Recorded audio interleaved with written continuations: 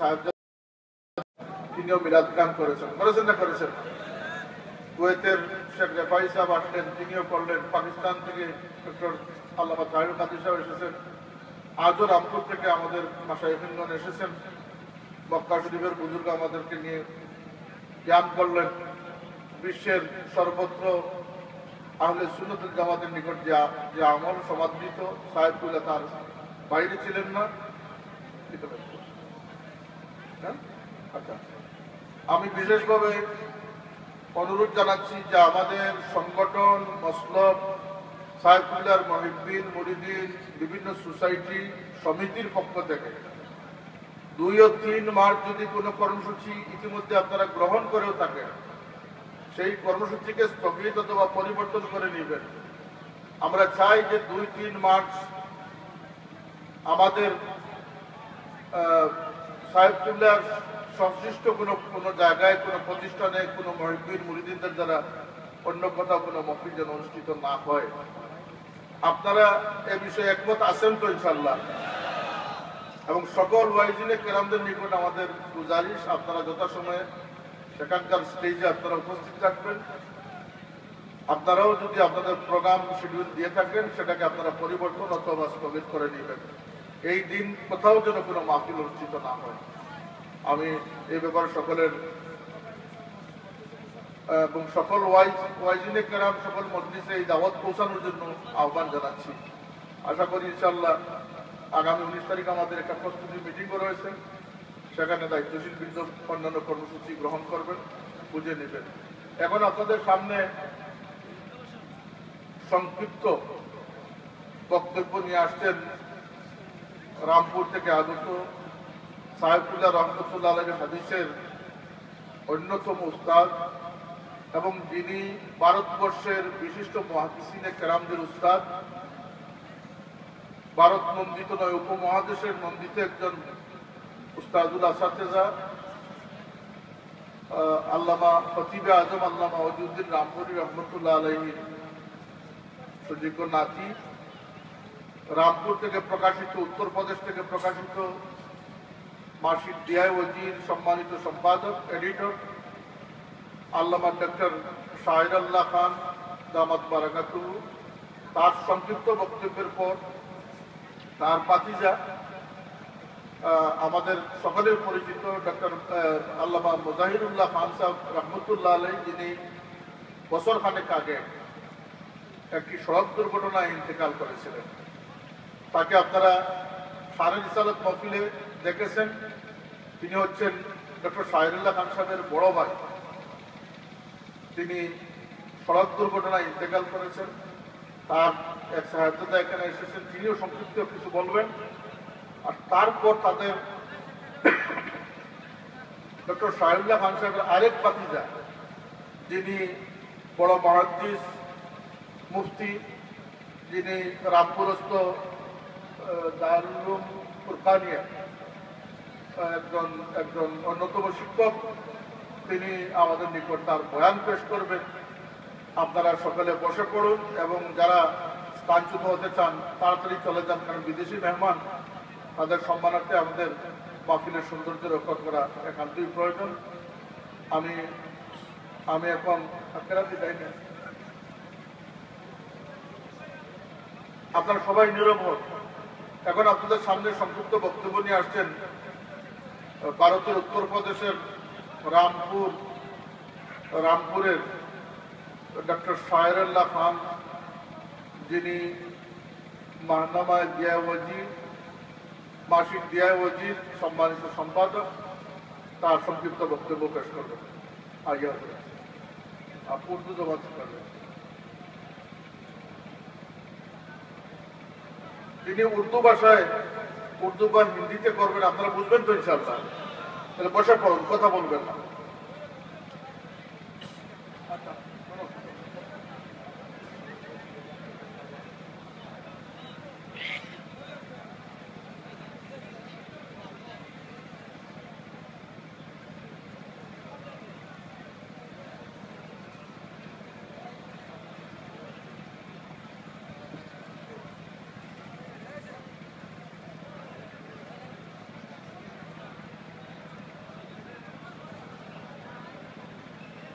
نحمده ونصلي ونسلم على رسوله الكريم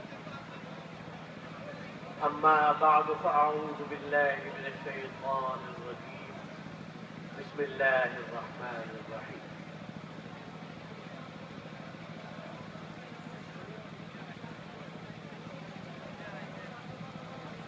حاضرین مجلس،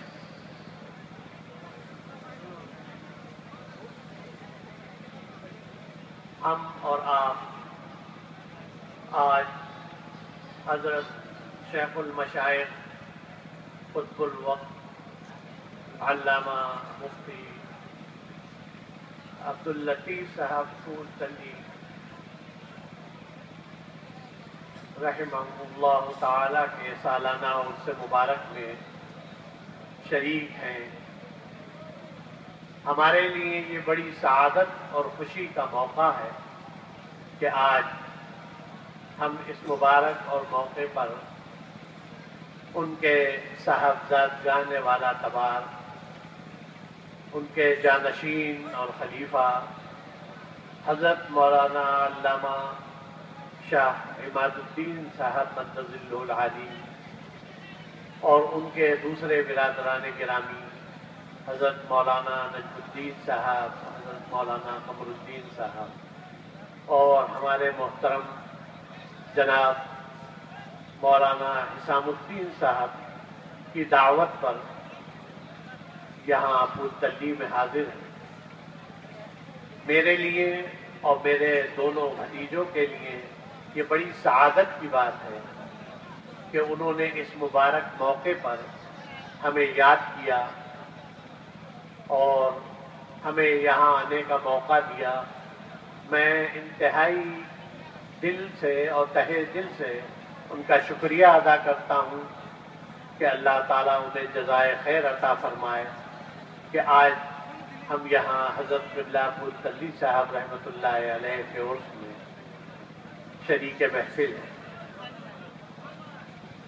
حضرات، عرس مبارک کی یہ محفل میرے لیے ایک حیرت انگیز تجربہ ہے۔ وہ اس لیے کہ ہندوستان جیسے بڑے اور وسیع آبادی والے ملک میں بھی اہل سنت والجماعت کی کوئی ایسی تقریب اتنے کثیر مجمع کو میں نے آج تک نہیں دیکھی۔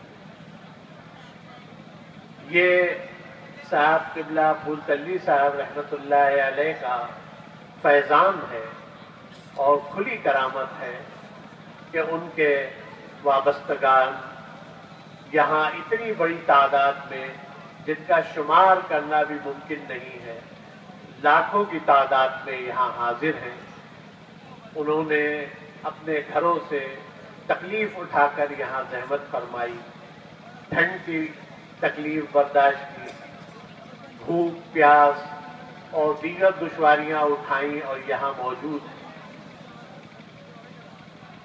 اور کیوں نہ ہو، ظاہر ہے کہ یہ حضرات اپنے مرشدین کرام کا فیض حاصل کرنے یہاں تشریف لائے ہیں۔ حضرت قبلہ پھول تلی صاحب رحمۃ اللہ علیہ، جنہیں میں نے 2007 میں جب میں پہلی بار پھول تلی آیا تھا تو اس وقت دیدار سے مشرف ہوا تھا۔ ان کے بارے میں بہت کچھ سنا تھا بزرگوں سے بھی، خاص کر کچھاڑ میں جب ہم لوگ آتے تھے تو ان کا اکثر تذکرہ ہوتا تھا۔ اور یہ بھی مجھے یاد ہے کہ نانا جان علیہ الرحمہ، مرشد معظم خطیب اعظم حضرت مولانا شاہ وجیہ الدین احمد خان صاحب قادری مجددی رحمۃ اللہ علیہ جب ہر سال سلچر تشریف لاتے تھے تو بدرپور میں حضرت مولانا شاہ حاتم علی صاحب رحمۃ اللہ علیہ کے عرس میں وہ ضرور تشریف لے جایا کرتے تھے۔ 1982 یا 83، 82 یا 83 میں میں بھی ان کے ساتھ تھا جب قبلہ پھول تلی صاحب وہاں عرس میں موجود تھے اور ان کا دور سے دیدار کیا تھا۔ اس وقت کم علمی کے باعث، کم عمری کے باعث میں ان کے مقام و مرتبے سے تو واقف نہیں ہوا، لیکن جب 2007 میں یہاں حاضری ہوئی تو ان کے باطنی کمالات اور علمی مدارس سے بھی واقفیت حاصل ہوئی، ان سے انٹرویو لینے کا موقع بھی ملا، ان کے اخلاق کریمانہ سے بھی واقفیت ہوئی۔ آپ حضرات تو ان سے فیض یافتہ ہیں، میں تو دور کا باشندہ، لیکن ان کے ایک واقعے کو میں ضرور بیان کرنا چاہوں گا جس کا میرے دل پر آج تک اثر ہے، اور وہ واقعہ یہ ہے کہ جب میں بھائی جان حضرت مولانا مولوی مظاہر اللہ خان صاحب کے ساتھ یہاں حاضر ہوا تھا تو اس وقت بارش ہو رہی تھی، رات کا وقت تھا، تو ہمارے حضرت مولانا عماد الدین صاحب اور مولانا اسام الدین صاحب سے ملاقات کے بعد یہ طے ہوا کہ صبح کو حضرت قبلہ پورتلی صاحب سے ملاقات ہوگی۔ ہم سب لوگوں نے بھی یہی اصرار کیا کہ ان کو اس وقت خبر نہ کی جائے اور صبح میں ہی ان کو بتایا جائے تاکہ صبح کو ملاقات ہو۔ لیکن ہم لوگوں نے تھوڑی دیر کے بعد یہ دیکھا کہ دو مددگاروں کے ساتھ وہ ایک چھتری لگائے ہوئے اپنے گھر سے تشریف لا رہی ہیں، اور چھتری میں ہی لائٹ بھی نہیں تھی، تو اس وقت لالٹین پہ وہ وہاں تشریف لائے، تو ہم لوگوں کو بڑی شرمندگی ہوئی کہ حضرت اس وقت کیوں تشریف لے آئے، بارش ہو رہی تھی، اور اتنی بارش میں زحمت اٹھائی، کمزوری کے باعث تشریف لائے۔ جب ان سے عرض کیا ہم لوگوں نے کہ آپ نے کیوں زحمت فرمائی اس وقت، ہم نے تو صبح کا طے کیا تھا آپ سے ملاقات کا، تو انہوں نے جو واقعہ بیان فرمایا وہ دل پر ہمیشہ نقش رہتا ہے۔ حضرت پورتلی صاحب قبلہ نے فرمایا کہ بھائی، جب مجھے معلوم ہوا کہ میرے استاد مولانا وجیہ الدین صاحب کے ناتی یہاں آئے ہوئے ہیں تو میرا دل بے چین ہو گیا، اور مجھے تمام رامپور کی باتیں یاد آنے لگی، رامپور کا قیام، رامپور میں تعلیم، اور حضرت قبلہ خطیب اعظم کی دیکھ ریکھ اور نگہداشت کے واقعات، اور محبت و شفقت نے مجھے مجبور کیا کہ میں تم لوگوں سے ابھی جا کر ملوں، ورنہ مجھے رات بے چینی سے گزارنا پڑی۔ یہ واقعہ بہت معمولی سا لگتا ہے، لیکن احساس کا اس قدر عظیم واقعہ ہے کہ اس کی مثال پیش نہیں کی جا سکتی۔ کہاں حضرت قبلہ پورتلی صاحب رحمۃ اللہ علیہ اور کہاں ہم جیسے نوجوان طالب علم ان کے سامنے، لیکن ان کی محبت، ان کی شفقت، ان کی بزرگی نے ایسا ہمارے دل پر اثر کیا کہ اس کا بیان آج تک میں گھر پر بھی کرتا ہوں اور ہر جگہ ان کا ذکر کرتا ہوں۔ اس کے بعد میں 2012 میں بھی حاضر ہوا جب حضرت قبلہ کا وصال ہو گیا۔ ظاہری طور پر پردہ فرمانے کے بعد وہ ہمارے درمیان جسمانی طور پر تو موجود نہیں ہے، لیکن ہم لوگوں کا عقیدہ یہ ہے کہ ہرگز نمیر ادا کے دلش زندہ شد بعشق، ہرگز نمیر ادا کے دلش زندہ شد بعشق، سب تست بر جرید عالم دوام ماں، با کمال کبھی مرا نہیں کرتے، با کمال ہمیشہ زندہ رہتے ہیں، اور انتقال کے بعد تو ان کو بہت زیادہ روحانی طاقت مزید حاصل ہو جاتی ہے۔ چنانچہ آج کی جو محفل ہے، میرا عقیدہ یہ ہے کہ ان کے عرس کی یہ محفل یقیناً وہ اپنی آنکھوں سے دیکھ رہے ہوں گے، بلکہ شاعر کی زبان میں اگر کہا جائے تو یہ بھی کہہ سکتے ہیں کہ جن کی محفل ہے وہ محفل میں ضرور آتے ہیں، جن کی محفل ہے وہ محفل میں ضرور آتے ہیں، یقیناً وہ روحانی اعتبار سے اس محفل میں موجود ہیں، لیکن ہماری آنکھیں ان کو نہیں دیکھ سکتی، کیونکہ یہ ہماری آنکھوں کا قصور ہے۔ جو چمک رہا ہے چہار سو، قمر عرب کا وہ نور ہے جو چمک رہا ہے چہار سو، قمر عرب کا وہ نور ہے جو نظر نہ آئے تجھے کہیں تو تیری نظر کا قصور ہے۔ یہ دراصل ہماری نظر کا قصور ہے، ورنہ ان کی یہ محفل ہے۔